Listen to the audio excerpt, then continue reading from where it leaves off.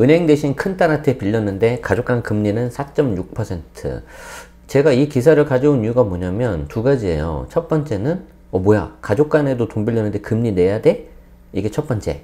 두 번째로는 금리 만약에 저거 이자 지급 안 했다 그러면은 잘못하면 증여세 추징이 될 수 있는 그런 이슈가 있습니다. 말씀드린 김에 여기서 하나 더 추가로 드린다면은 저 이자를 조금 약간 낮추는 방법에 대해서도 제가 설명을 드리도록 하겠습니다. 한 2%대로 낮춰보면은 이 경우에는 가족 간에 빌리는 게 좀 낫지 않겠습니까? 네, 어떤 내용인지 보도록 하죠. 심나영 기자님이 22년 11월 8일 날 라이브 하고 있는 오늘이네요. 아시아 경제에 나온 기사입니다.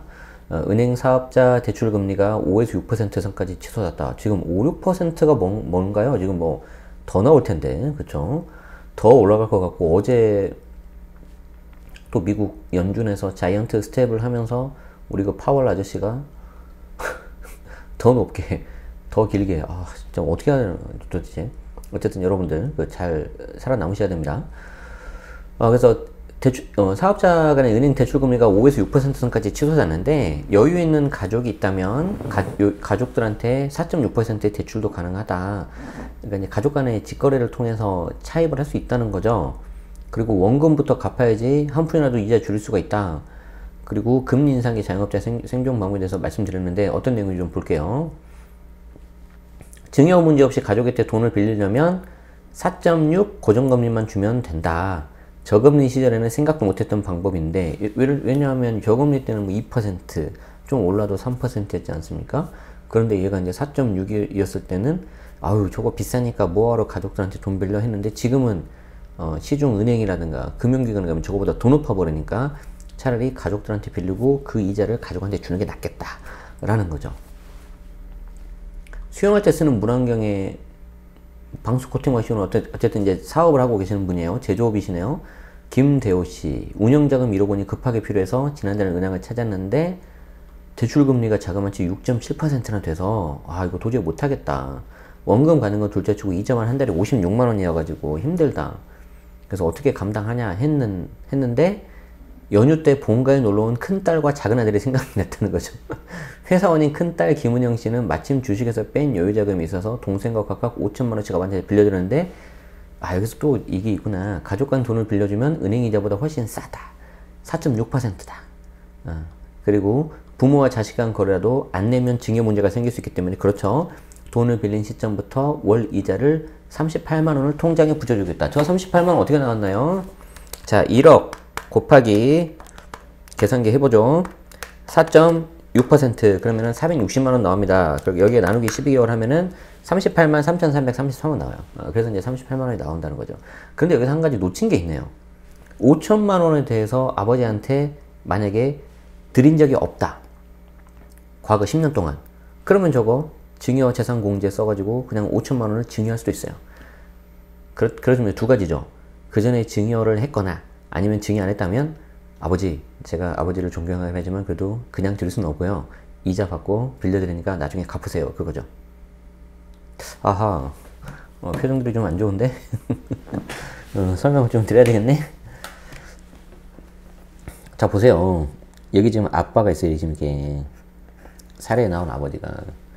그리고 이제 자녀가 있는데 여기가 이제 1번, 그리고 이제 자녀가 2번 이렇게 있다는 거죠.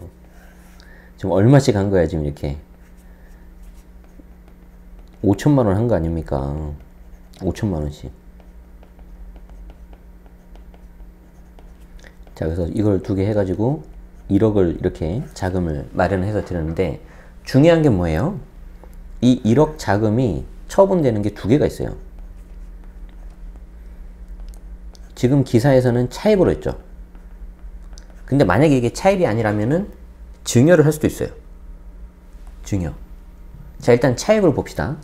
차입 같은 경우에는 1억을 빌린 거기 때문에 여기에 대해서 법정 이자율 4.6%를 해가지고 월 이자를 38만 원 이렇게 하라는 거죠.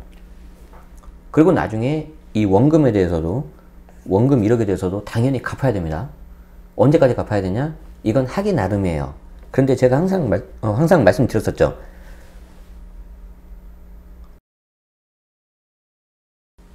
제가 항상 드린 말씀이 뭐예요? 제3자와 거래한 것처럼 해라. 제3자와. 이 차입에 있어서 가장 중요한 게 바로 이거예요. 제3자와 거래한 것처럼 해야 되기 때문에 만약에 차입 기간이 뭐 5년은 뭐 할 수 있을 것 같은데 뭐 한 20년, 30년 이런 말도 안 돼요. 그러면 그 기간을 뭐 정해진 게 있냐? 정해진 건 없어요. 근데 여러분들이 스스로가 아실 거예요. 이게 내가 증여인지 차입인지. 어려우시면은 이렇게 생각하시면 돼요. 그럴 리 없지만 여러분들이 저한테 1억을 빌려준다고 생각해 보세요. 언제까지 원금 받으시길 원해요? 대부분 다 1년 아니면 2년일 텐데 혹시 저한테 빌려주시는데 뭐 10년, 20년 이게 아주 길게 빌려줄 수 있는 분 댓글 남겨주세요. 장담하는데 없어요. 그러면은 이 방법을 똑같이 여러분들이 부모 자식 간에도 써먹어야 됩니다. 그래서 제3자한테 빌려주는 것처럼 해가지고 상환 기간도 뭐 한 1, 2년 정도 그리고 이자도 꼬박꼬박 받으셔야 돼요. 자, 이게 차입에 대한 내용이고요. 두 번째 뭐냐면은 증여에 대한 건데 증여는 직계 비속이 직계 존속한테 10년간 5천만 원까지는 비과세잖아요. 그럼 이거 5천만 원 증여할 수도 있죠. 얘도 증여할 수 있고. 그럼 얘 증여 받으면은 1억에 대해서 증여세 안 내고 운용할 수 있잖아요. 맞죠? 그런데 여기 기사에 나온 사례에 대해서는 증여는 아닌 것 같아. 아버지 이거 빌려드릴 테니까 돈 나중에 갚으세요. 지금 이거 같아요. 그래서 이제 이 아버지가 그런 거죠. 아니 월급이라도 제때 주려면 이자 한 푼이라도 아껴야 되지 않냐. 그렇죠. 요즘에 이 금리가 너무 올라가지고. 근데 앞으로 금리가 더 오른다고 하니 걱정이다. 우리 파월 아저씨 어떡할 거야 진짜. 주문량이 많아질수록 자금이 더 필요하고 은행에 갈 수밖에 없을 텐데 이자 2에서 3% 시전을 안 해도 되는 큰 걱정거리가 하나 늘었다. 여기 보시면은 사업자 대출이 금리가 6.7%, 월 55만원 이자가. 그런데 가족 간 금전 소비대차 거래하면 금리 4.6%, 월 38만원. 자, 그런데 우리 방송을 잘 보신 분들은 왜 4.6% 다 주지? 그렇게 생각하실 거예요. 저거 금리 빵으로 해도 돼요. 무이자 해도 돼요. 자, 왜 그럴까? 자, 이걸 사실 말씀드리려고 제가 가져왔죠. 우리는 차입으로 갑니다. 증여는 일단 오늘 주제가 아니에요. 자, 차입으로 가는데 요 1억에 대해서 만약에 무이자다. 가능할까? 가능하다. 그럼 무조건 무이자가 되는 거냐? 아니다. 금액에 따라 달라요. 자, 만약에 1억에 대해서 법정 이자율이 4.6인데 나는 무이자로 해버렸어요. 그럼 요 차액이 4.6이잖아요. 그쵸? 요 4.6에 대해서 원금을 적용을 해주면 얼마 나와요? 계산 쉽죠? 460만원. 즉 이게 연간 1천만원, 1000만원이 안 된다면 1000만원이 안 된다면 얘는 무이자 오케이. 이해되세요? 됐죠? 그럼 만약에 이게 1억이 아니라 3억이면 어떻게 될까? 3억이면 딱 계산해봐도 3억에다가 4.6 곱해버리면은 1338만원 나와버리잖아요. 이때는 1338만원 나오잖아. 1380만원. 1000만원이 넘어버렸죠. 이때는 안 돼요. 이때는 안 돼. 그럼 어떻게 하면 된다? 예를 들어서 4.6이 아니라 한 2.6 해볼까요? 그럼 차액이 2%잖아요. 2%하고 3억 곱하면 600이니까 이때는 또 1000만원 미치예요. 이건 가능해. 자, 그래서 지금 기사에서는 단순히 시중 금리보다 가족 간 금리가 4.6이니까 더 낮다고 했지만 요 4.6은 더 떨어뜨릴 수 있어요. 원금에 따라 다르겠죠. 대신 어떻게 해야 돼요? 반드시 차용증을 좀 쓰시고 증거를 좀 남기시고 매월 이자 주셔야 되고 원금 가급적 빨리 상환하시고 실제로 부모 자식 간에 차용 거래라고 했는데 이자도 안 주고 상환 기간 30년 해가지고 이거는 차입 거래가 아니라 증여다 해가지고 증여세 얻어맞은 케이스가 있어요. 세무조사 결과에서. 그러니까 여러분들은 그렇게 하시면 안 되겠다. 아시겠죠? 그 말씀을 제가 드리고 싶습니다. 나머지 밑에는 요즘에 좀 너무 힘들다. 뭐 그런 내용이기 때문에 제가 패스하도록 하겠습니다. 더 자세한 거는 제가 보여드린 요 기사를 좀 찾으셔가지고 보시면은 좋을 것 같습니다. 그래서 잊지 마십시오. 가족 간 금전 거래 제일 중요한 게 뭐냐면 여러분들이 내가 이걸 차입으로 갔는데 실제로 내가 상환을 안 받아버리고 증여인 것처럼 하는 경우가 많아요. 실질적으로. 그럼 이땐 증여예요. 그러니까 차입을 하실 거면 확실하게 차입을 하세요. 그래서 이자 지급 잘 하시고 원금 상환 잘 하십시오.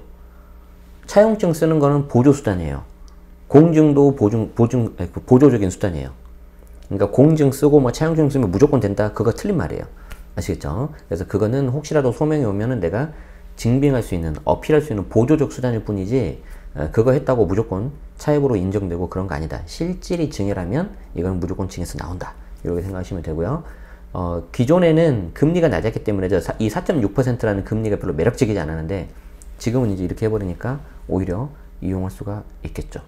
반대로 저 4.6보다 더 높은 이자를 줘도 아까 말씀드린 것처럼 1,000만 원이 넘으면 안 됩니다. 증여라는 거는 방향만 다를 뿐이지 어느 한쪽에다가 무상으로 재산이 이전돼 버리는 건 증여가 될 수 있거든요. 그래서 그런 부분은 좀 유의하시면 좋겠습니다. 자, 도움 되셨다면 좋아요, 구독 부탁드리고 계속해서 유용한 정보 알려드리도록 하죠. 시청해주셔서 고맙습니다.